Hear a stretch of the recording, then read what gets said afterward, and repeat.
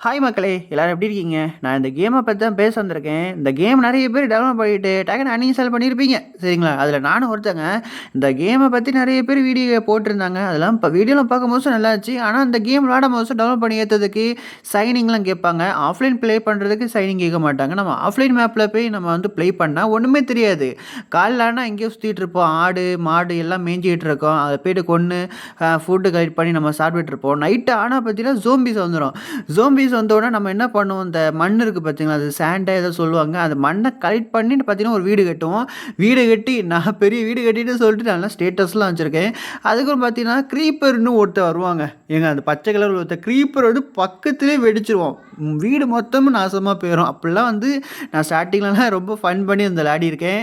And அந்த பெட்டுன்னா என்னன்னே எனக்கு தெரியாது. பெட்டு எதுக்கு யூஸ் ஆகுது? அதுக்கப்புறம் பார்த்தீங்கன்னா, வீடியோஸ்லாம் பார்த்து பார்த்து பெட்டு இருந்தா தான் நம்மளால சர்வை பண்ண முடியும்னு அப்பதான் எனக்கு தோணுச்சு. அதுக்கப்புறம் பார்த்தீங்கன்னா, கொஞ்சம் கொஞ்சமா விளையாட கத்துக்கின்னு எனக்கு ரொம்பவே பிடிச்சிருக்கு. ஓகேவா? இந்த கேமோட இது என்னன்னு கேட்டீங்கன்னா, நம்மள ஒரு ஒரு உலகத்துல வந்து அனுப்பி விட்டுருவாங்க. ஓகே. ஒரு உலகத்துல வந்து அனுப்பி விட்டோம்னா, அந்த உலகத்துல நம்ம எப்படி சர்வை பண்றோம்? காலைல ஆனா நம்ம வந்து ஃபுட்டெல்லாம் கலெக்ட் பண்ணி, நைட் ஆனா நம்ம வந்து சர்வை பண்ணணும். நைட் ஆனா ஜோம்பிஸ்லாம் வரும். அதுகிட்டேருந்து சர்வை பண்ணி நம்ம பார்த்தீங்கன்னா, வாழ்றது தான் இந்த கேம். சரிங்களா? யாருக்கெல்லாம் மைன்கிராஃப்ட் பிடிக்கும்னா, மறக்காம கமெண்ட் பண்ணுங்க. நானும் கொஞ்சம் தெரிஞ்சுக்கிறேன்.